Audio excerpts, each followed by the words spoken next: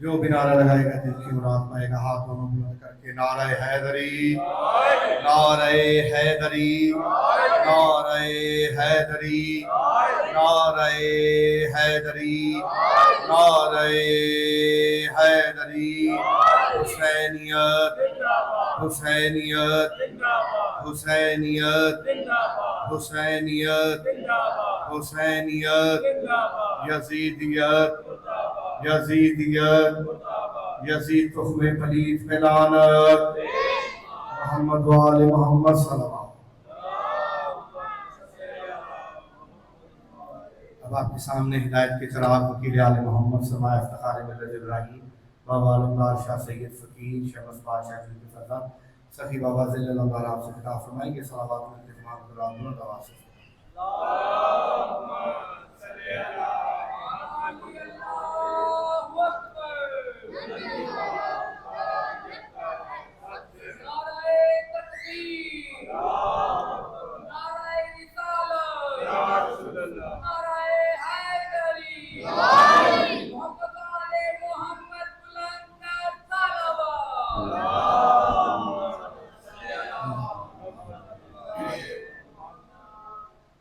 میرے مولا حسن حسین علیہ السلام. بسم اللہ الرحمن الرحیم.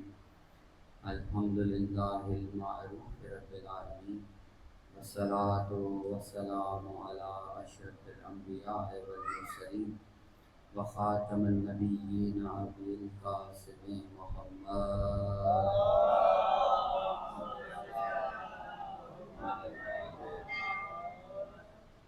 لا الہ الا اللہ محمد رسول اللہ ومن عنده علم الکتاب واہل البیت الطیبین الطاہرین المعصومین واہل المتقین. اما بعد فقد قال اللہ سبحانہ تعالی فی القرآن المجید وفی الفرقان الحکیم وقول الحق. بسم اللہ الرحمن الرحیم. ان اللہ علی کل شیء قدیر. صلوات بابا بلند.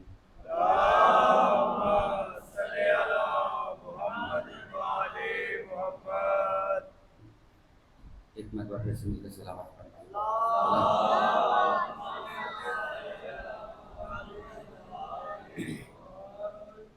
توجہ ہے آپ سب گفتگو کا آغاز ہو سکے. سب سے پہلے تو گزارش ہے کہ جب تک بات ہو رہی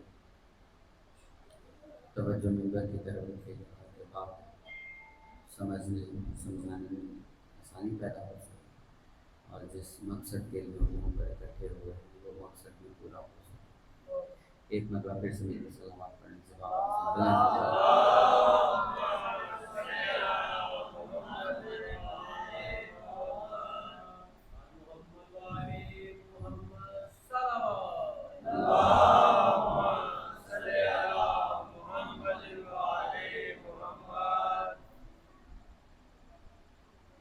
مختصر سی بات آپ کے سامنے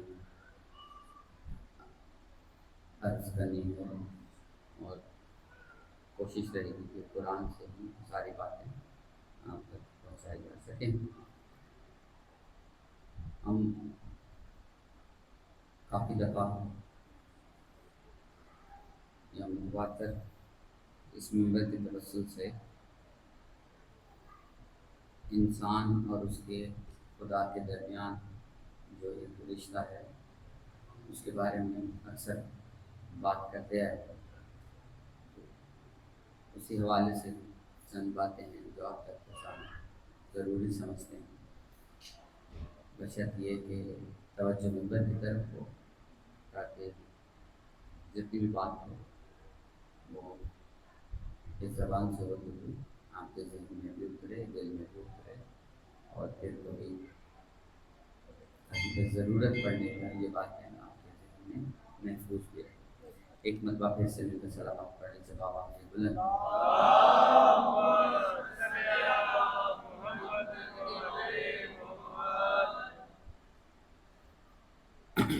اللہ تبارک و تعالیٰ کا جو سب سے گہرا تعلق جس مخلوق کے ساتھ ہے وہ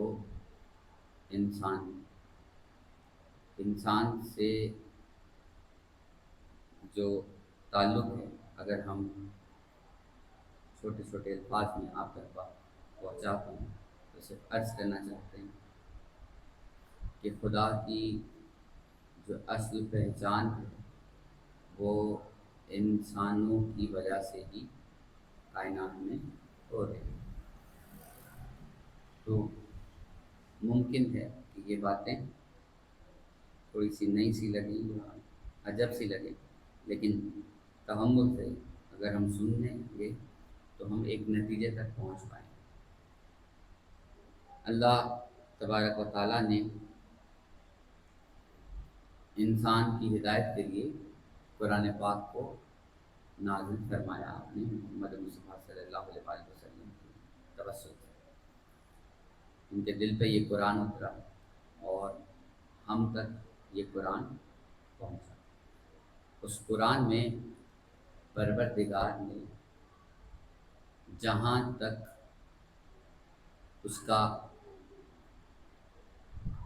عدل بتاتا ہے، پروردگار نے وہاں تک انسان کے لیے آسانیاں پیدا کی کہ وہ پروردگار کے قریب تر ہو جائے۔ اب پروردگار نے انسان کے سامنے دو راستے رکھے، ایک حق کا اور ایک باطل کا، اور جہاں تک اس کا عدل ساتھ دیتا رہا، وہ چاہتا رہا کہ انسان کبھی بھی باطل کا راستہ نہ اپنائے، لیکن پروردگار نے دو راستے رکھے اور کہا تمہارے پاس اختیار ہے کہ تم حق پر چلو یا باطل پر۔ اب اس پہ انسان اپنی مرضی سے کبھی وہ اختیار کر لیتا ہے حق کو، کبھی باطل کو۔ ہماری بات کرنے کا جو مقصد ہے وہ فقط ایک سوال ہے جو ممکن ہے کہ یہاں پر بیٹھنے والے بہتوں کے ذہن میں یہ پیدا ہو رہا ہوگا یا کبھی ہوا ہوگا کہ ہمیں بنایا کس نے؟ پروردگار نے۔ حق اور باطل بنائے کس نے؟ پروردگار نے۔ اب وہی چاہ رہا ہے کہ کون حق پہ چلے اور کون باطل پہ، تو پھر انسان کا اس میں قصور کیا ہے؟ ایسے سوال ہوں گے ملتے جلتے جو آپ کے ذہنوں میں کبھی پل رہے ہوں گے۔ ان سوالات کو مد نظر رکھتے ہوئے ہم چند باتیں ہیں جو آپ کے سامنے عرض کرنا چاہتے ہیں۔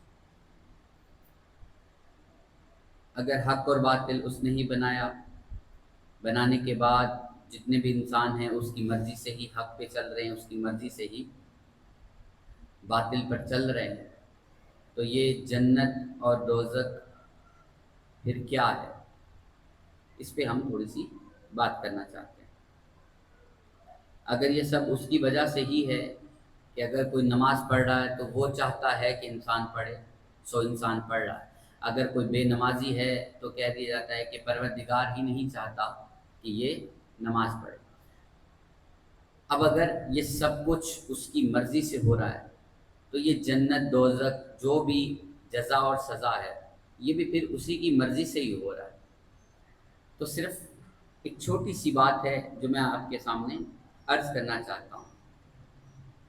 جب کوئی شخص آپ کے ارد گرد آپ سے یہ سوال کرتا ہے کہ پروردگار ہی چاہتا ہے کہ فلاں شخص نماز پڑھے سو اس نے اسے نمازی بنا دیا، اب پروردگار ہی چاہتا ہے کہ وہ بے نمازی رہے تو پروردگار نے اسے بے نمازی بنا دیا۔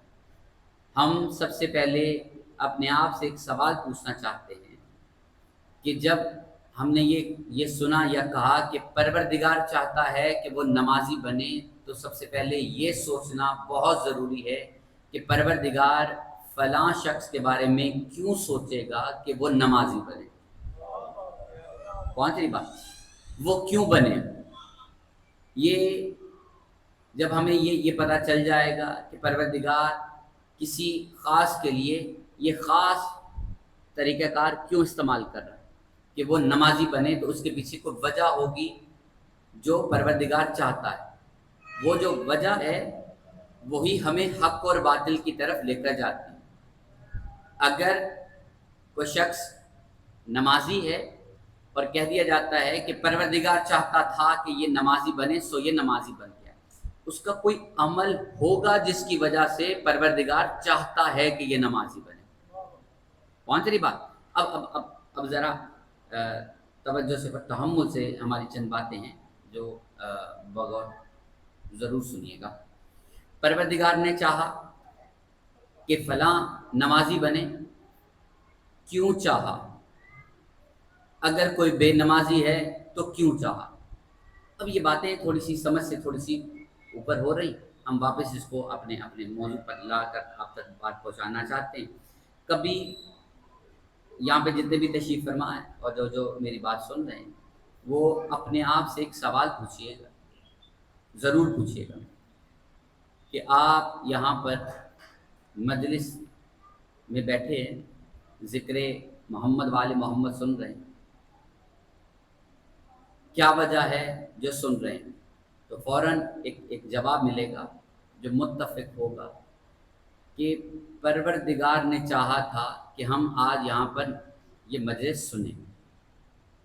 لیکن آپ جس محلے سے آئے ہیں، جس خاندان سے آئے ہیں، جس علاقے سے آئے ہیں، وہاں پہ سب تو نہیں آئے، ادھر کچھ آئے۔ یہ پروردگار نے ایسا کیوں کیا کہ ایک محلے سے صرف ایک ہی شخص کو اٹھایا اور لے آیا؟ وہ ایک شخص کو کیوں چاہتا ہے کہ وہ مجلس میں بیٹھے؟ باقیوں کے بارے میں وہ کیوں نہیں چاہتا؟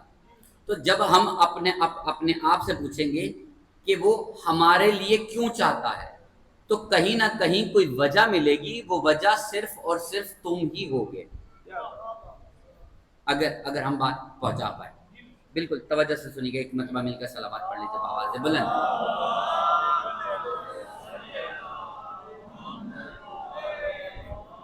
اب یہاں پر بہت سارے لوگ ہیں جو اس بات سے ریلیٹ کر پائیں گے اور ان کو ساتھ لے کر ہی ہم یہ سفر طے کرنے والے ہیں۔ یہاں پہ جتنے بھی تشریف فرمائیں سب اپنے اپنے گریبان میں ضرور دیکھیے گا یا اپنے بارے میں ضرور سوچیے گا جتنی بات ہو رہی۔ آپ جہاں سے آئے وہاں پر صرف آپ نہیں تھے، آپ کے ساتھ کچھ اور لوگ بھی تھے، لیکن آپ ہی یہاں پر کیوں آئے؟ کوئی وجہ ہوگی۔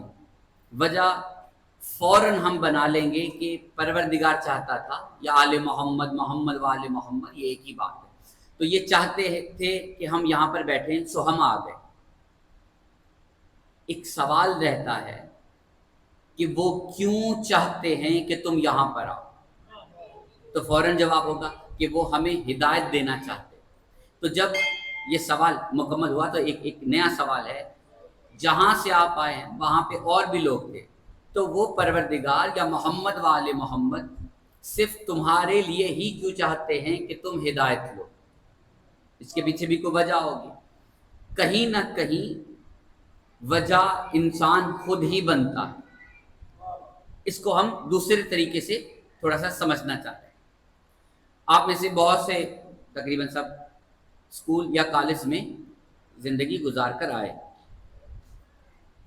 وہ دور ہے لڑکپن کا، جوانی کا، اس میں آپ کے ارد گرد بہت سے ایسے لوگ ہیں جو برائی کی طرف چلے گئے، یا نشے کی طرف، یا لڑائی جھگڑوں کی طرف۔ اب سب سے پہلے خود سے ایک سوال پوچھیے کہ اگر آپ ایسے معاملات میں ملوث نہیں رہے، کیا وجہ تھی جو آپ نہیں گئے اور دوسرے لوگ چلے گئے؟ تو فوراً جواب ہوگا کہ خدا ان کو ہدایت دینا نہیں چاہتا تھا۔ کیا وجہ ہے کہ پروردگار ان کو ہدایت نہیں دینا چاہتا تھا؟ پہنچ رہی نا بات؟ اب کہیں نہ کہیں کوئی وجہ ہے، وہ وجہ انسان خود ہے۔ پہنچ رہی؟ اب پروردگار نے قرآن پاک میں جگہ ارشاد فرمایا کہ جو بھی بھلائی تم تک پہنچ رہی ہے وہ صرف پروردگار کی وجہ سے پہنچ رہی۔ اگر کوئی برائی تم تک پہنچ رہی، کوئی برا کام ہے جو تم تک پہنچ رہا ہے، تو اس کا سارا سر ذمہ دار تم خود ہو۔ پہنچ پائی بات؟ اب تھوڑی سی ہم آسان کر دینا چاہتے ہیں کہ اگر کوئی شخص ہدایت کے راستے پہ چل رہا ہے تو وجہ کیا ہے؟ اگر کوئی برائی کے راستے پہ چل رہا ہے تو وجہ کیا ہے؟ دونوں کی وجہ انسان خود ہے۔ اگر اب بھی بات سمجھ میں نہیں آئی تو ہم کربلا سے استفادہ لینا چاہتے ہیں، اگر آپ کی اجازت ہے۔ امام حسین علی مقام کا راستہ کس نے روکا؟ حضرت حر علیہ السلام۔ اب یہ جملہ تھوڑا سا عجب سا لگ رہا ہے کہ جس کا راستہ روکا وہ بھی علیہ السلام، جو روک رہا ہے وہ بھی علیہ السلام۔ پہنچ رہی؟ اب صرف توجہ سے سنیے گا، جب راستہ روکا تب وہ علیہ السلام نہیں تھا۔ پہنچ رہی؟ اب صرف توجہ سے سنیے گا، حر نے جس وقت راستہ روکا اس وقت اس کے پاس طاقت بھی تھی، لشکر بھی تھا، سب کچھ تھا۔ جب کسی انسان کے پاس اتنی زیادہ طاقت ہو تو وہ اپنے عقیدے کی نہیں سنتا، اور یہی سب سے بڑا مسئلہ ہے انسان کا۔ ہم کڑی سے کڑی ملا کر آگے آپ تک بات پہنچانے بہت ضروری سمجھتے ہیں۔ پروردگار نے قرآن پاک میں ایک جگہ ارشاد فرمایا، ہم تمہیں آزمائیں گے، ضرور آزمائیں گے، تھوڑے سے مال کے ذریعے اور اولاد کے ذریعے۔ حر علیہ السلام کے پاس کیا ہے؟ مال بھی ہے، اولاد بھی ہے، سب کچھ ہے، ساتھ میں ایک عقیدہ ہے۔ آپ بھی اپنے ارد گرد ضرور دیکھیے گا کہ جب کسی شخص کے پاس طاقت ہو، پیسہ ہو، دنیاوی لذتیں ہوں تو وہ اکثر اپنے عقیدے کو بھول جاتا ہے۔ جیسے ہی اس کے پاس دنیاوی طاقتیں آتی ہیں وہ عقیدے کو چھوڑنا شروع کرتا ہے۔ جیسے ہی وہ عقیدے کو چھوڑنا شروع کرتا ہے اللہ اسے ہدایت دینا بند کر دیتا ہے، اور لوگ پھر الزام لگا دیتے ہیں پروردگار پر کہ پروردگار نے ہی چاہا تھا کہ اسے ہدایت نہ ملے۔ کوئی تو وجہ بنی تھی جو پروردگار نے چاہا کہ اسے ہدایت نہ ملے۔ اب ہم جو بات کر رہے ہیں حضرت حر علیہ السلام کی، جب جناب حر علیہ السلام نے امام حسین کا راستہ روکا اس وقت طاقت بھی ہے، لشکر بھی ہے، دنیاوی لذتیں بھی ہیں، مال بھی ہے، اولاد بھی ہے، سب کچھ ہے، لیکن ساتھ میں ایک عقیدہ ہے جسے ان تمام چیزوں کے اوپر حر نے رکھا۔ اگر ہم سمجھ پائے کیا رکھا؟ امام حسین نے فوراً ایک امتحان لیا۔ اب یہاں پر قابل غور بات یہ ہے، لگام میں ہاتھ ڈالا گیا اور یہ گستاخی، اتنی بڑی گستاخی، اور امام حسین نے عباس کو بلایا ہی نہیں۔ اگر ہم سمجھ پائے، سب سے زیادہ جری کون ہے؟ اس جناب عباس ہے علمدار۔ امام حسین نے عباس سے نہیں کہا کہ اس کے کلام کو قطع کرو، نہیں کہا نا۔ اب ذرا ہم 61 ہجری سے پیچھے جا کر تھوڑا سا ایسا ہی ملتا جلتا ایک واقعہ ہے جو سمجھنا چاہتے ہیں۔ غزوہ خندق ہے، عمر بن عبد ود نے جناب رسول خدا صلی اللہ علیہ وآلہ وسلم کے خیمے میں ایک نیزہ پھینکا۔ سارا واقعہ آپ کو معلوم ہے، صرف یہاں سے سرسری سے ہم گزرنا چاہتے ہیں۔ رسول خدا صلی اللہ علیہ وآلہ وسلم نے اعلان کیا، کوئی ہے جو اس کتے کی زبان کو بند کر سکے۔ اب یہ بھی گستاخی ہے اور جو امام حسین کے ساتھ ہوئی وہ بھی گستاخی ہے۔ ایک کی سزا رسول اللہ نے کہا کہ کوئی ہے جو اس کتے کی زبان کو بند کر سکے، اور جو وَأَنَا مِنَ الْحُسَین ہے۔ اگر ہم سمجھ پائے، دونوں ہی حسین ہیں، دونوں ہی محمد ہیں۔ ایک محمد نے گستاخ سے کہا کہ کوئی ہے جو اس کتے کی زبان کو بند کر سکے، اور دوسرے محمد نے گستاخ سے کہا کہ تمہاری ماں تمہارے ماتم میں بیٹھے۔ اس کو تھوڑا سا اگر ہم سمجھ پائے کہ کیا وجہ ہے، وہ جو نیزہ پھینک رہا ہے وہ اپنے عقیدے کا پابند نہیں ہے۔ پہنچ رہی بات؟ وہ اپنے عقیدے کا پابند نہیں ہے، وہ عقیدہ نہیں رکھتا نہ محمد کے بارے میں نہ آل محمد کے بارے میں۔ اب جس کا عقیدہ سرے سے ہی غلط ہے، اگر وہ گستاخی کرے تو اس کی سزا کیا ہے؟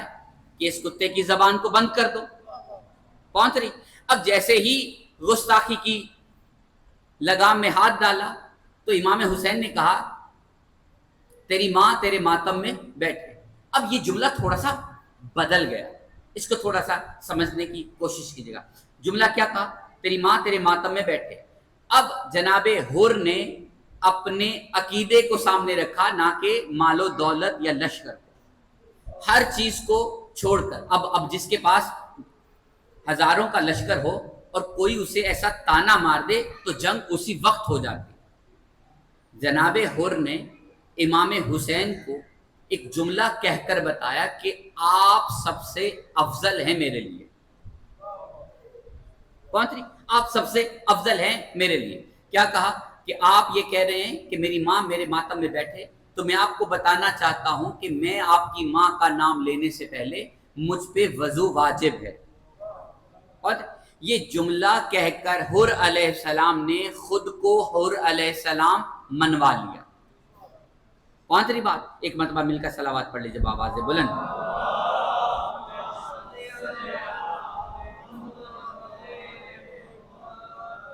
بالکل توجہ رکھیے گا، بس چھوٹی چھوٹی سی باتیں جس سے ہم ایک نتیجے تک پہنچ پائیں گے۔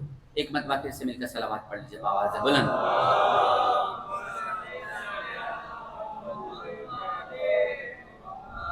اب ہم صرف اتنا سمجھنا چاہتے ہیں کہ پروردگار نے تمام انسانوں کو ہدایت دینا چاہی ہے۔ اب یہ انسان پر ہے کہ وہ ہدایت لینا چاہتا ہے یا نہیں لینا چاہتا۔ خدا کبھی بھی کسی کو گمراہ نہیں کرنا چاہتا۔ جب بھی انسان گمراہ ہوتا ہے، کرتا خدا ہی ہے، لیکن وجہ انسان خود ہے۔ اگر کسی پر کوئی مصیبت ہے، کوئی پریشانی ہے، تو اس کی وجہ وہ خود ہے۔ اب صرف توجہ سے سنیے گا کہ پروردگار پر لوگ الزام لگاتے ہیں کہ ہاں پروردگار نے چاہا ہے کہ ایسا ہو جائے۔ پروردگار کسی کا برا نہیں چاہتا، وہ تو اتنا رحیم ہے، اتنا کریم ہے، اتنا رحمان ہے کہ اس نے تو فرعون کو بھی زندگی دی ہے، یہ جانتے ہوئے کہ یہ ساری زندگی اس کا منکر ہی رہے گا۔ پہنچ رہی؟ اس نے نمرود، شداد، یہ جتنے بھی جھوٹے خدا ہیں، ان کو سانسیں بھی دی ہیں، ان کو زندگی بھی دی ہے ایک خاص مدت پر۔ اب صرف ہم یہ سمجھنا چاہتے ہیں کہ پروردگار انسان سے کتنا پیار کرتا ہے اور انسان پروردگار کے بارے میں کیسے کیسے خیالات رکھتا ہے۔ بالکل بالکل توجہ سے سنیے گا۔ پروردگار تو چاہتا ہے کہ جہنم میں کوئی شخص جائے ہی نہ۔ اب یہ انسان ہے جو دنیاوی لذتوں کی خاطر خود کو جہنم میں لے کر جا رہا ہے۔ اگر ہم اپنے ارد گرد غور کریں تو ہمیں پتہ چلے گا کہ جتنے بھی آپ کو بظاہر جہنمی عمل نظر آتے ہیں کہ یہ کام کرنے سے انسان جہنم میں جائے گا، تو وہ ہر کام دنیاوی لذت میں شمار ہوتا ہے، دنیاوی لذتوں میں۔ اور پروردگار نے کہا کہ یہ جو دنیاوی خواہشات ہیں ان کو کم کرو تاکہ پروردگار کی طرف انسان کا رجوع زیادہ ہو سکے۔ اب صرف اتنا سمجھنا بہت ضروری ہے کہ کیا ہے جو پروردگار سے دور کرتا ہے، کیا ہے جو پروردگار کے قریب کرتا ہے۔ ہم اس کو تھوڑا سا سمجھنا چاہ رہے ہیں۔ ایک مرتبہ مل کر صلوات پڑھ لیجیے بآواز بلند۔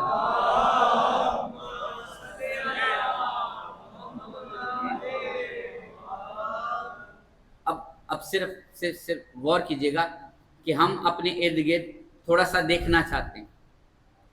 پروردگار نے ہر انسان کے اندر ایک فطرت رکھی ہے کہ وہ لذتوں کے قریب جانا پسند کرتا۔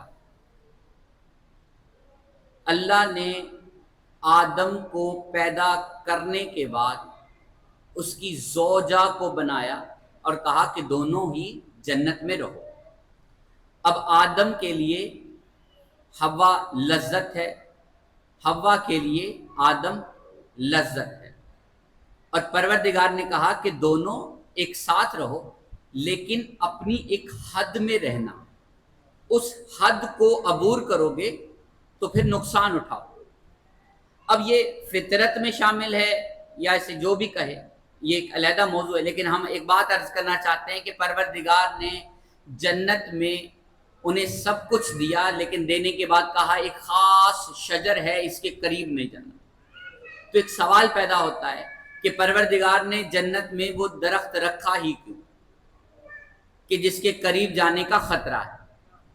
اگر ہم اسے سمجھ پائیں، اللہ نے آدم اور اس کی بیوی کو بنانے کے بعد انہیں سب کچھ دیا اور دینے کے بعد کہا کہ یہ ہی تمہارا راستہ ہے، لیکن اس میں ایک باطل کا راستہ یہ ہے کہ جنت میں ہی ایک درخت ہے، تم اس کی طرف اگر جاؤ گے تو یہ ہماری ہوگی نافرمانی، کیونکہ ہم نے تمہیں سب کچھ دیا بن مانگے۔ ایک شے ہے جو ہم چاہتے ہیں کہ ہماری مرضی سے، اگر وہ تم ہماری مرضی سے نہیں کر رہے تو تم ہماری نافرمانی کر رہے ہو، تو اس کی سزا ملے۔ آدم علیہ السلام کو سب کچھ ملا ہوا، لیکن بار بار وہی خیال ہے کہ کاش میں اس درخت والوں جیسا بن جاؤں۔ تو پروردگار نے کہا کہ تمہارا جو لباس بشری ہے وہ تم پر ظاہر کر دیا جائے گا، جو لباس بہشتی ہے وہ تم سے چھین لیا جائے گا۔ اب تمہیں ایک خاص مدت تک زمین پر بھیجا جائے گا جہاں کے لیے تمہیں بنایا گیا۔ اب آدم علیہ السلام دنیا میں تشریف لائے، اب وہی جو آدم سمجھنے کے لیے آئے ہیں وہی ہر انسان دنیا میں سمجھنے کے لیے آیا ہے۔ اگر وہ انسان، جو بھی انسان دنیا میں آیا، اگر آدم والی بات سمجھ جائے گا تو واپس اسی مقام تک جائے گا جو اللہ کو بھی پسند ہے اور انسان کو بھی پسند ہے۔ اب صرف توجہ سے سنیے گا، پروردگار نے دنیا میں بھیج کر کہا کہ دیکھو ایک خاص مدت تک تم یہاں ہو۔ بہشت میں صرف ایک ہی عمل تھا جو نہیں کرنا، کہ شجر کے قریب نہیں جانا۔ اب وہاں سے زمین پر آئے ہو، اب بہت سے کام ہیں جو تم نے نہیں کرنے۔ نہیں سمجھ میں آ رہی بات؟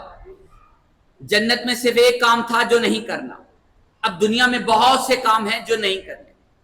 اب پروردگار نے اس زمین پہ حلال و حرام دونوں وافر مقدار میں رکھ دی،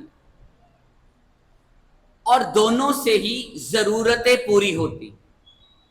پروردگار نے کہا کہ اب یہ تم پر ہے کہ حلال طریقے سے اپنی ضرورت پوری کرو یا حرام طریقے سے۔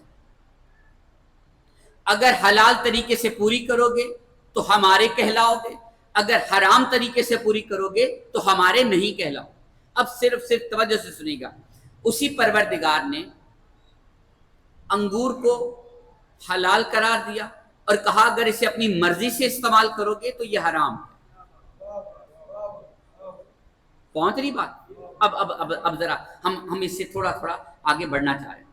انگور دیا، اسے کھاؤ، حلال ہے، لیکن اسے خاص طریقے سے استعمال کر کے اگر اسے تم شراب بنا لیتے ہو تو یہ تم پر حرام ہے۔ تو اے میرے پروردگار اس انگور میں یہ تاثیر رکھی کیونکہ یہ شراب بن سکے۔ پہنچ؟ پروردگار نے کہا یہ دونوں طریقے ہم تمہارے لیے رکھیں گے، اور دونوں طریقوں میں جو طریقہ تمہیں پسند ہے اپنا لو۔ اب ساتھ میں عقیدہ بھی رکھو، ایمان رکھو، دین پہ چلو، تو تم ان چیزوں کی طرف نہیں جاؤ گے۔ اب صرف چند سوال ہیں جو آپ کے سامنے پوچھنا چاہ رہا ہوں۔ گندم حلال ہے، اس کا ایک دوسرا طریقہ ہے جو حرام ہے۔ گندم حلال بھی ہے، اگر اسے خاص طریقے سے استعمال کیا جائے تو یہی حرام۔ جو حلال ہے اس کا پانی نکال کر پیا جائے تو یہ فوراً حرام ہے۔ اب ایک ہی چیز حلال بھی ہے، ایک ہی چیز وہ حرام بھی ہے، اسی لیے پروردگار نے تمہارے سامنے ایک عورت کو رکھا اور کہا ایک خاص عورت تمہارے لیے حلال ہے اور ویسے ہی دکھتی ہوئی دوسری عورت تمہارے لیے حرام ہے۔ پہنچ رہی بات؟ اب یہ تم پر ہے کہ کون سی چیز اپنے اوپر حلال کر رہے۔ پہنچ رہی بات؟ اب صرف توجہ سے سنیے گا. جتنی بھی حلال چیزیں وہ بھی پروردگار نے زمین میں رکھی، حرام بھی زمین پہ. اب انسان ہیں اور ان کو دنیا میں پھیلا دیا. اب ایک چھوٹی سی بات ہے جو عرض کرنا چاہتا ہوں. آدم علیہ السلام کو اپنے تمام بچوں سے پیار ہے نا؟ بالکل بالکل توجہ سے سنیے گا. حابیل سے بھی پیار ہے، قابیل سے بھی پیار ہے. ایک عمل ایسا ہوا کہ ایک سے نفرت ہو گئی اور دوسرے سے محبت اور زیادہ ہو گئی. پہنچ رہی نا بات؟ بالکل بالکل توجہ سے سنیے. کیا ہوا؟ دونوں ہی اولاد ہیں، دونوں ہی خون ہیں، دونوں ہی اپنے.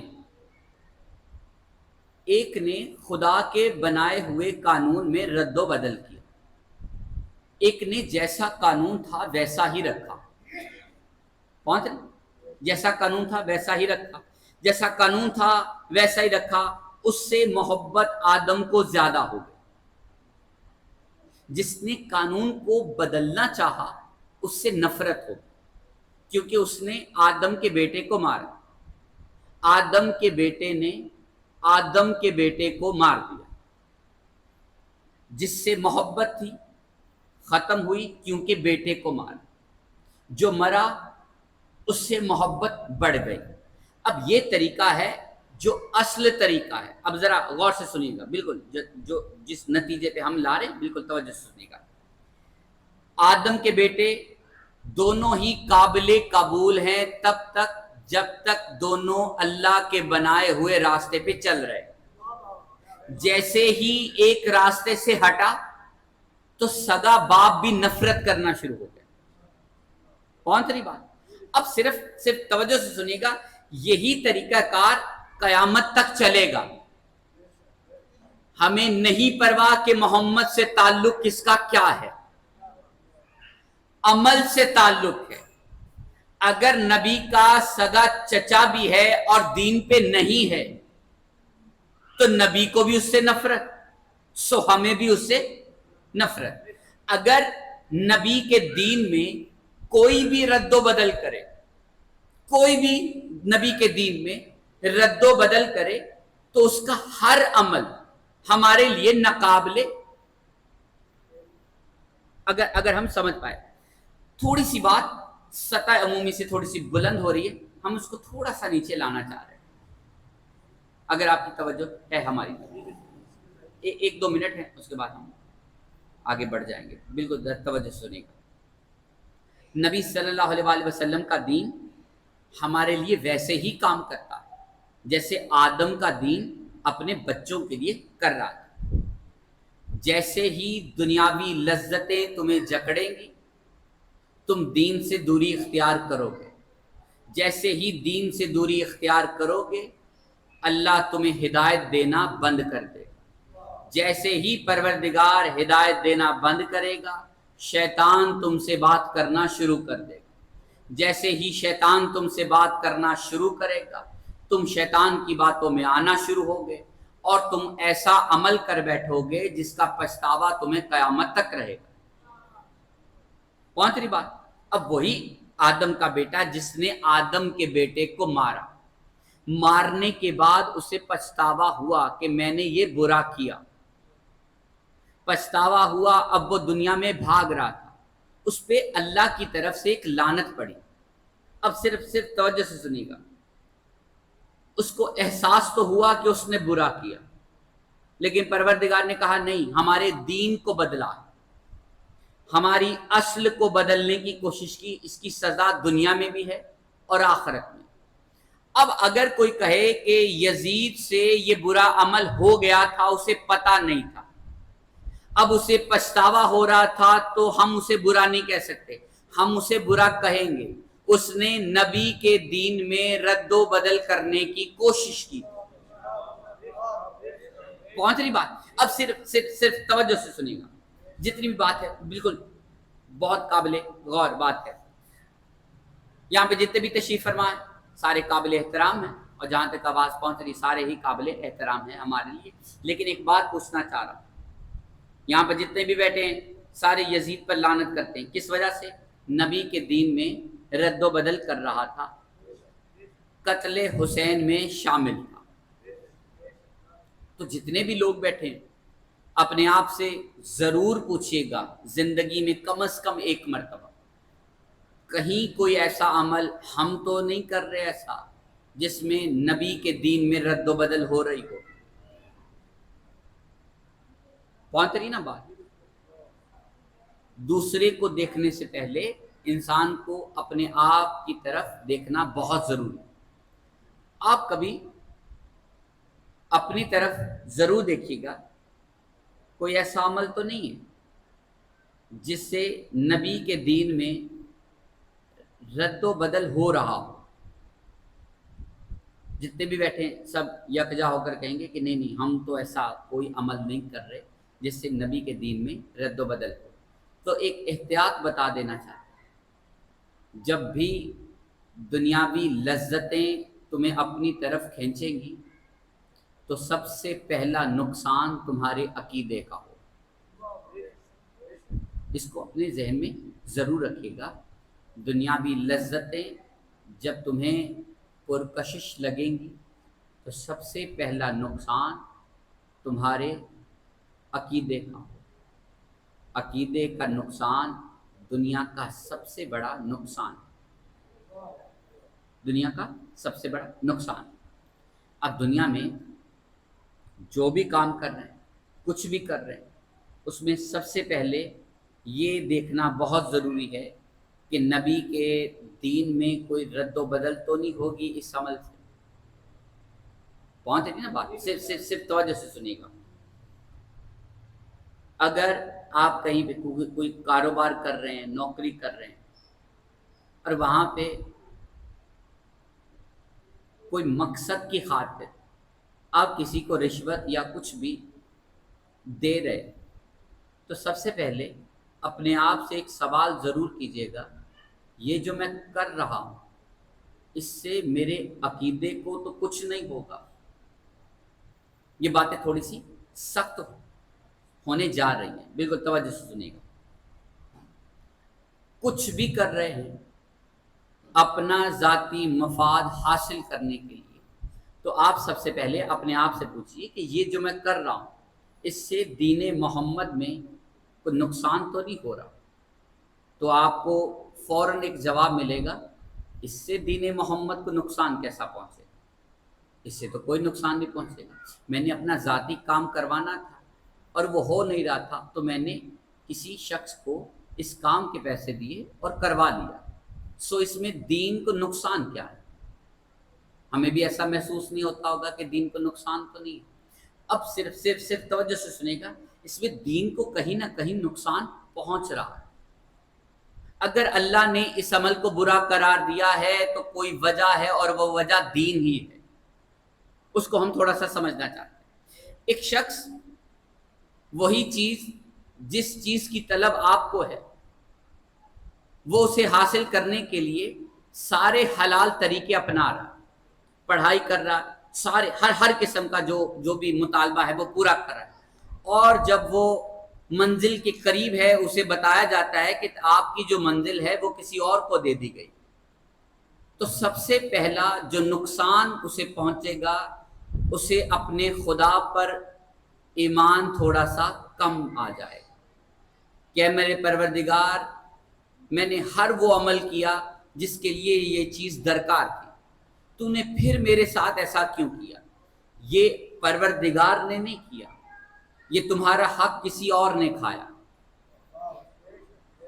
اب وہ شخص ممکن ہے کہ پروردگار کے خلاف اٹھ اٹھے۔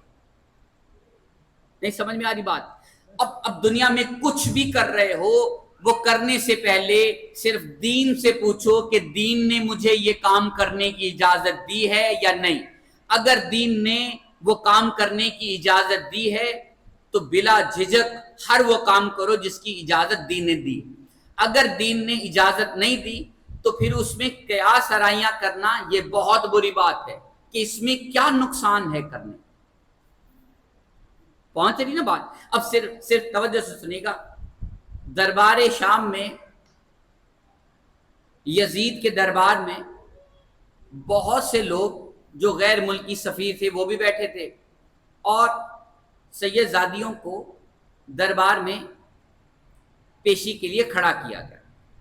جو دوسرے ملک کے سفیر تھے انہوں نے پوچھا کہ ان کو قید کیوں کیا؟ تو یزید نے کہا یہ میرا حق نہیں مانتے تھے،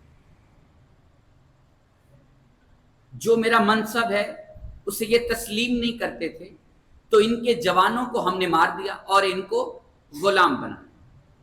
اب اس کے پاس بھی تو ایک دلیل ہے نا کہ میں وقت کا خلیفہ ہوں، یہ وقت کے خلیفہ کے خلاف اٹھے تھے، سو میں نے تلوار چلائی اور ان کے جوانوں کو مار دیا، ان کو قید کر دیا۔ اب دنیاوی اعتبار سے اس کے پاس ایک دلیل ہے، لیکن دینی اعتبار سے اس نے سب سے بڑا گناہ کیا، اس کو ہم تھوڑا سا سمجھنا چاہ رہے ہیں۔ اس نے کہا کہ میں وقت کا خلیفہ ہوں اور یہ مجھے تسلیم نہیں کرتے، اور دین مجھے اجازت دیتا ہے کہ جو وقت کے خلیفہ کے خلاف اٹھے اسے یا تو مار دو یا اسے قید کر دو۔ اب تصویر کا دوسرا رخ یہ ہے کہ اس نے اس خاندان کو مارنے کی کوشش کی ہے جس خاندان کا دین ہے۔ پہنچ رہی بات؟ جس خاندان کا دین ہے، اس نے اس خاندان کے دین کا جو حق ہے ان سے چھینا ہے۔ اب یہ غلطی یہاں سے نہیں ہوئی کہ یزید نے کہا کہ یہ میرا حق ہے اور یہ تسلیم نہیں کر رہے، یہ جو حق سمجھ بیٹھا ہے یہ آہستہ آہستہ ان سے پہلوں نے چھینا ہے، تبھی یزید کے دور میں اسے لگ رہا ہے کہ یہ بالکل میرا ہے۔ چھوٹے چھوٹے سے عمل انسان کو بہت بڑی برائی کی طرف لے کر جاتے ہیں، اور انسان الزام لگا دیتا ہے پروردگار پر کہ یہ جو کچھ بھی ہو رہا ہے یہ پروردگار کی وجہ سے۔ پروردگار نے ایک مہلت دی ہوئی، اس مہلت کو تھوڑا سا سمجھنے کی کوشش کیجیے۔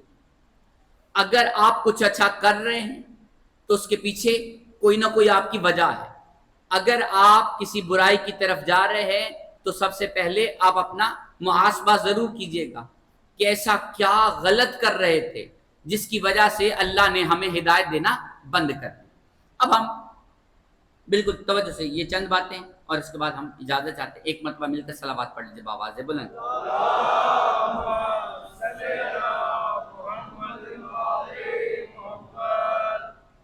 اب جتنے بھی یہاں پر بیٹھے وہ اپنے آپ کو ضرور اپنے بارے میں ضرور سوچئے گا کہ ہم کچھ ایسا غلط تو نہیں کر رہے جو ہدایت سے دور ہو رہے۔ ہدایت کے قریب آنا اور ہدایت کے سے دور جانا اس کا ایک پیمانہ ہے۔ اگر آل محمد کے فضائل سن کر کسی کو یہ شک ہو رہا ہو کہ آل محمد ایسے نہیں ہو سکتے تو اس کا مطلب ہے ہدایت سے دور ہو۔ اگر آل محمد کے بارے میں کچھ سن رہے ہو جو نیا ہے اور دل میں یقین ہے کہ آل محمد ایسے ہیں یا نہیں ہیں یہ میں خدا پر چھوڑتا ہوں، تو تم ہدایت لینے والے ہو سکتے۔ جب تک انسان ہدایت نہیں لے سکتا اس کا دنیا میں رہنا ایسے ہی ہے جیسے مردے قبروں میں پڑے ہوئے۔ ہم اپنے ارد گرد جب غور کریں گے تو ہمیں پتہ چلے گا کہ ایک بہت بڑی تعداد ہے انسانوں کی جو ہدایت سے دور ہے۔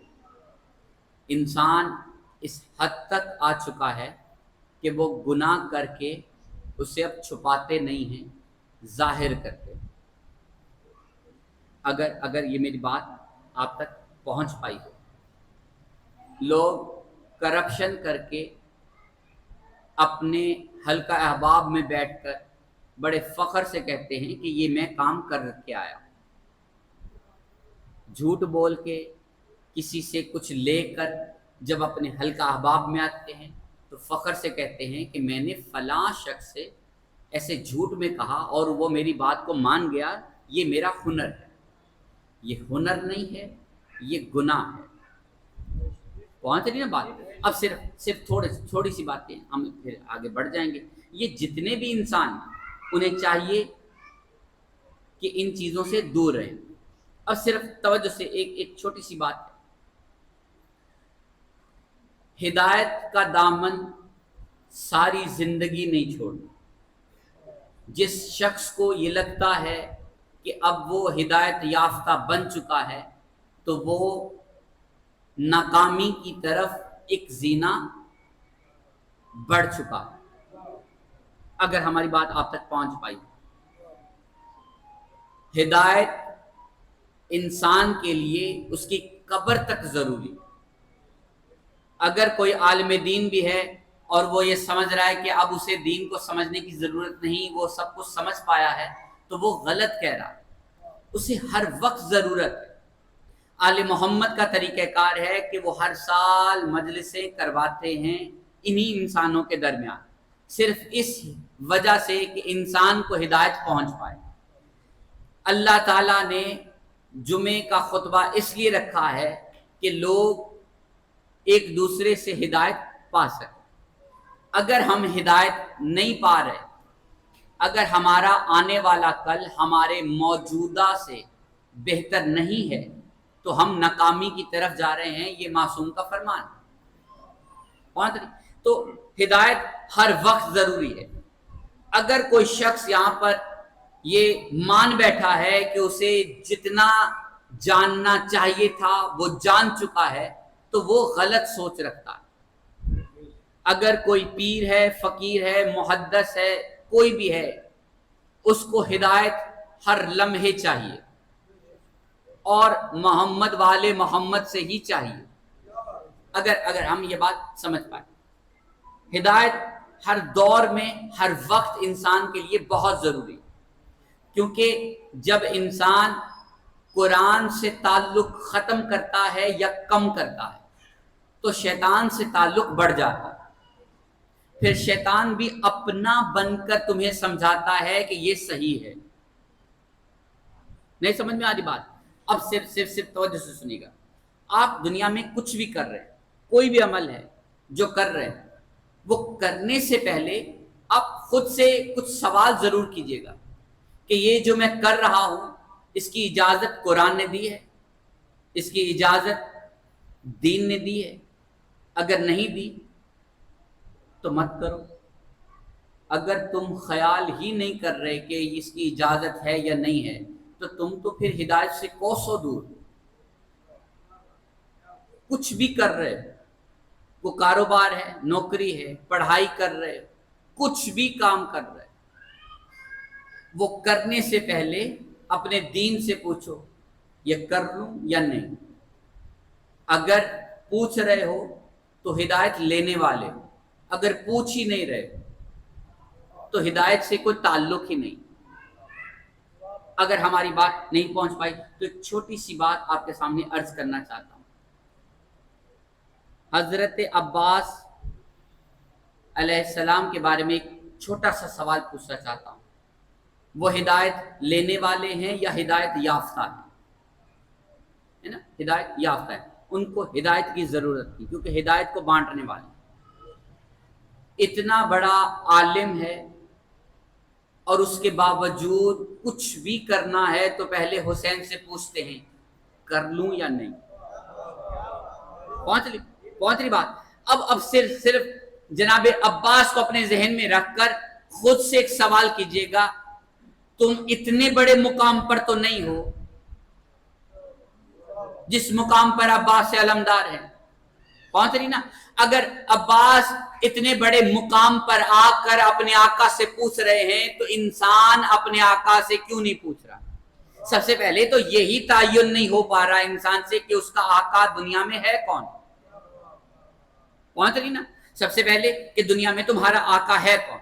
اب یہی دنیا اسی پہ جھگڑے ہو رہے کہ آقا ہونا چاہیے یا نہیں ہونا چاہیے، ہے نا.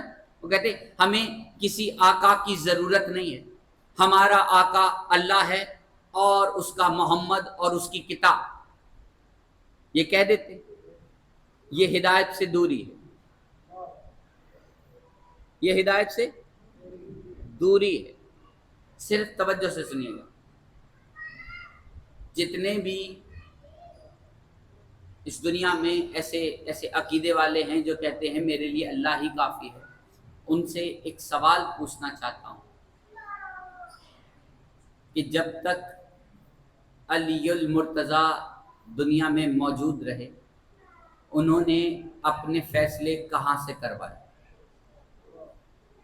ہے نا؟ بالکل بالکل توجہ سے سنیے. کس سے کروائے؟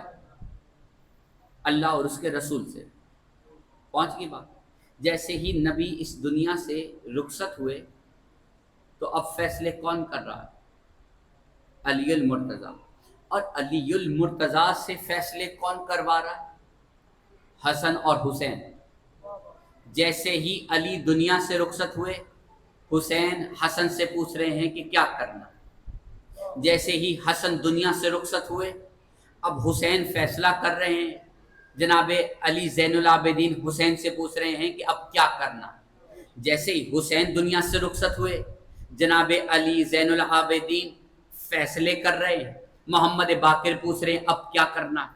یعنی ہر دور میں ایک آقا ہوتا ہے اور اس سے مشورہ کرنے والا ہوتا ہے. جیسے ہی دنیا سے فیصلہ کرنے والا دنیا سے رخصت ہوتا ہے جو مشورہ ہر چیز میں لیتا ہے وہ آقا کی سیٹ پر آ جاتا ہے.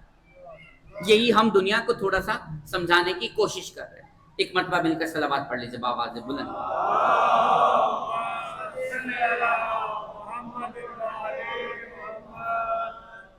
اب صرف ہمیں ضرورت ہے کہ ہم ہدایت لینے والے بنے نہ کہ ہدایت بانٹنے والے.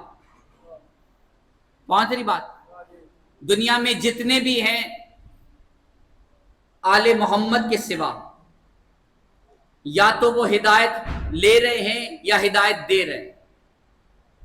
یہی دنیا میں چل رہا ہے نا کہ جو ہدایت دے رہا ہے اسے دے نہیں سکتے, جسے دے رہے ہیں اس سے لے نہیں سکتے.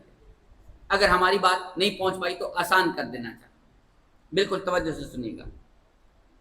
جتنے بھی معذرت کے ساتھ اس دنیا میں جتنے بھی پیر ہیں ان کو مخاطب کر کے ایک چھوٹا سا سوال پوچھنا چاہ رہے ہیں کہ آپ اپنے شاگردوں کو یا مریدین کو ہدایت دے رہے ہے نا. جتنے بھی پیر ہیں اس دنیا میں وہ اپنے شاگردوں کو اپنے مریدوں کو ہدایت دے رہے. ان سے ایک سوال پوچھنا چاہ رہے ہیں آپ کہاں سے لے رہے ہیں؟ نہیں سمجھ میں آئی بات تو فوراً جواب ملے گا کہ یہ تو بڑے ہیں, یہ کسی سے ہدایت نہیں لیتے. تو ایک سوال پوچھنا چاہ رہے ہیں کتنے بڑے ہیں؟ ہمیں وہ منزل تو بتائیے جس منزل پہ یہ کھڑے ہو کر کہہ رہے ہیں کہ ہمیں ہدایت کی ضرورت نہیں, ہم تو ہدایت بانٹنے والے. وہ جہاں پہ بھی کھڑے ہوں گے علی سے نیچے ہی نظر آئیں گے. تو علی کی زندگی نبی کی زندگی میں ہدایت لینے والی ہے, ہدایت دینے والی نہیں ہے. پہنچ رہی؟ اب وہی طریقہ کار ہم فقیروں سے پوچھنا چاہ رہے ہیں. جتنے بھی دنیا میں فقیر ہیں ہم ان سے پوچھنا چاہ رہے ہیں کہ آپ اپنے شاگردوں کو اپنے مریدوں کو ہدایت دے رہے ہیں؟ دے رہے ہیں. لے کہاں سے رہے؟ ہم بھی کہیں سے لے رہے. پہنچ رہی بات؟ اگر دنیا میں جتنے بھی فقیر ہیں جو گزر گئے جو گزر رہے ہیں ان سب کو مخاطب کر کے ایک چھوٹی سی بات, آپ ہدایت کہاں سے لے رہے ہیں؟ ہے نا, ہر فقیر کا تعلق کسی نہ کسی فقیر سے ہے. جس بھی فقیر سے تمہارا تعلق ہے اس فقیر کا تعلق کسی فقیر سے ہے. اس کا تعلق جب کسی فقیر سے ہے وہ یہ ثابت کرنا چاہ رہا ہے کہ مجھے سارا نہیں پتا, ہم بھی کسی سے ہدایت لیتے. پہنچ رہی؟ یہ بات سمجھ میں آ رہی؟ اب یہی مسئلہ ہے توحید کا اور یہ عام انسانوں کا. صرف توحید کو یہ بات زیب دیتی ہے کہ وہ کہے کہ میں فقط ہدایت دینے والا ہوں, لینے والا نہیں. انسان میں ایک اکڑ ہے جو اسے منزلوں سے گراتی. تھوڑا سا پڑھ لیا, تھوڑا سا جان لیا, اپنے آپ کو معتبر بنا کر ایک سیٹ پر بٹھا دیا اور کہا ہم سے کوئی یہ نہ پوچھے کہ ہم نے کہاں سے سیکھا. بات ہے نا بات. اب صرف توجہ سے ایک دو جملے اس کے بعد اجازت ہے. ہم صرف ایک منزل تک پہنچنا چاہ رہے ہیں. جتنے بھی فقیر ہیں آپ بھی کسی فقیر کے چاہنے والے ہوں گے, ماننے والے ہوں گے. آپ اپنے فقیر سے کبھی پوچھیے گا, جس کو بھی آپ مانتے ہیں ان سے پوچھیے گا کہاں سے ہدایت لی تھی. جواب کسی نہ کسی فقیر کا ملے گا. اس سے پوچھیں گے کہاں سے لی تھی, وہ بھی آگے کسی فقیر کا نام لے گا. اس فقیر سے پوچھیں آپ نے ہدایت کہاں سے لی تھی, وہ بھی کسی فقیر کا نام لے گا. آخر میں جو آخری نام بچ جائے گا وہ بچ جائے گا لال شہباز قلندر کا. پہنچ رہی؟ جب آخری نام ہوگا لال شہباز قلندر کا, تو جس مرضی بڑے مقام پر لال شہباز قلندر بیٹھے ہوں گے ہم ان سے بھی پوچھیں گے کہ آپ نے ہدایت کہاں سے لی ہے. تو وہاں سے بھی کوئی ایک جملہ تو ضرور ملے گا نا. ہم اس جملے کو سمجھنا چاہ رہے, جو اس جملے کو سمجھ پائے گا وہی ساری بات کو سمجھ پائے گا. بالکل توجہ سے. یہ جتنے بھی پیر ہیں اس دنیا میں ان سب کو مخاطب کر کے ایک چھوٹی سی بات عرض کرنا چاہتا ہوں کہ جتنے سب سے بڑے فقیر جس کی بھی جو حد پہنچتی جہاں تک پہنچی پہنچا لے, وہاں پر جا کے پوچھتے ہیں لال شہباز قلندر سے کہ آپ سے یہ سارے فقیر ہدایت لے رہے ہیں, آپ تو بڑے مرتبے پر فائز ہیں, آپ سے بڑا تو کوئی دکھ نہیں رہا. تو جانتے ہو وہاں سے کیا آواز آئے گی؟ تمہیں نہیں دکھ رہا. پہنچ رہی؟ بالکل بالکل توجہ سے. تمہیں نہیں دکھ رہا, ہم سے بھی اوپر کوئی ہے. تو وہاں پہ زمین پہ بیٹھا ہوا شخص قلندر کے مقام سے پوچھے گا کہ اس سے اوپر تو کوئی نظر نہیں آ رہا, اس سے اوپر تو کوئی ہے ہی نہیں. اگر کوئی ہے تو ہم اسے مانتے نہیں. پہنچ نہیں نا. تو وہاں پہ لال شہباز قلندر ایک جملہ کہیں گے کہ میں تو علی کی گلی کا ایک سگ ہوں, ہے نا.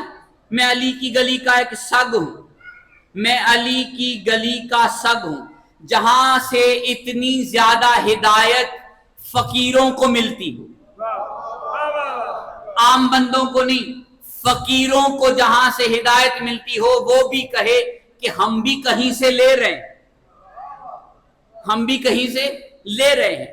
اب اس حد پہ جب پہنچیں گے نا تو جا کے پوچھیں گے وہ کیا ہے حد؟ علی المرتضی.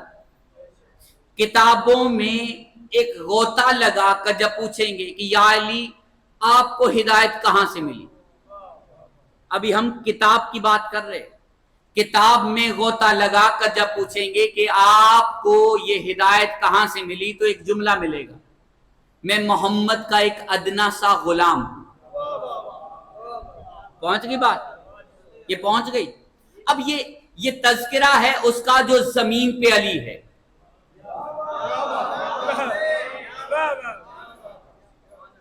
پہنچ رہی؟ یہ بات سمجھ میں آئی؟ اب قلندر نے جس علی کا نام لیا وہ عرش والے علی کا نام لیا. اس کو تھوڑا سا سمجھنے کی کوشش کی, بالکل 1-2 منٹ ہے اس کے بعد اجازت ہے. کس کا نام لیا؟ عرش والے علی کا. اس نے کہا میں بندہ مرتضی, جو جانتے ہیں سو جانتے, جو نہیں جانتے وہ جان لیں کہ زمین پہ علی کا نام علی ہے, آسمانوں پہ اس کا نام مرتضی ہے. پہنچ رہی؟ اب دنیا نے اپنے علم کے مطابق یہ فیصلہ کر لیا کہ علی ہدایت لیتا ہے مصطفیٰ سے کیونکہ وہ غلام ہے. اب ہم پوچھنا چاہ رہے ہیں اس علی اور مرتضی سے, ہم اپنی مجالس میں علی کا نام لیتے ہیں نا تو ہم کہتے ہیں علی المرتضی. یہ علی اور مرتضی سے ہم یکجا ہو کر سوال کرنا چاہتے ہیں آپ ہدایت کہاں سے لیتے ہیں؟ پہنچ رہی بات؟ جہاں تک کسی کی رسائی نہیں, عرش کا پردہ ہے, پردے کے پیچھے اللہ ہے یا کوئی ہاتھ ہے نا, وہاں سے ہدایت چلتی ہے. ہم پوچھنا چاہ رہے ہیں کہ وہاں سے جو ہدایت مل رہی ہے اس سے پوچھتے ہیں آپ کو ہدایت کون دیتا ہے؟ وہاں پہ کوئی بھی جواب نہیں مل پائے گا. بس ہم یہی بات عرض کرنا چاہتے ہیں کہ ہم ہدایت، فقیروں کو ہدایت ملنے کا جو مرکز ہے وہ پردہ قدرت کے پیچھے جو لہجہ ہے، وہ لہجہ ہے. اس لہجے سے کوئی پوچھے کہ آپ کو ہدایت کہاں سے ملتی، پہنچ رہی نا بات. اب ہم اپنی بات کو سمیٹ کر آپ تک ایک نتیجہ پہنچانا بہت ضروری سمجھتے ہیں. اللہ ہر انسان کے لیے چاہتا ہے کہ اسے ہدایت ملے. یہ انسان ہے جو نہیں چاہتا کہ اسے ہدایت نہ ملے. اور ساری وجہ دنیاوی لذتیں ہیں جو ہدایت لینے سے تمہیں روکتی. دنیاوی لذتوں کو شکست دینے والی چیزوں میں جو سب سے بڑی شے ہے وہ ذکر آل محمد ہے. اگر ذکر محمد و آل محمد اپنی زندگی کا ایک طریقہ کار بنا لیا جائے تو دنیاوی لذتیں اور ان کی خواہشیں کم ہو جائیں. جیسے ہی کم ہوگی انسان ہدایت سے دور نہیں ہو پائے گا. وَمَا عَلَيْنَا إِلَّا الْبَلَاغُ الْمُبِينُ.